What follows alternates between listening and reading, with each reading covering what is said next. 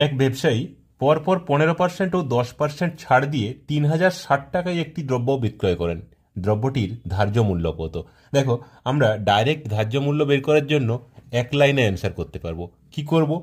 3060 টাকায় উনি দ্রব্যটা বিক্রি করেছেন, তাহলে আগে 3060 টাকা আমরা লিখে নেব। ইন্টু এরপরে কি করব?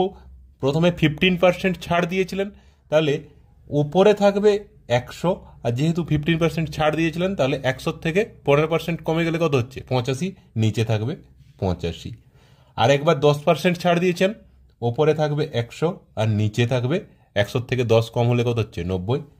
ব্যাস, এটাকে কাটাকাটি করলে আমরা ডাইরেক্ট অ্যান্সার পেয়ে যাব। 0 0 কেটে দাও।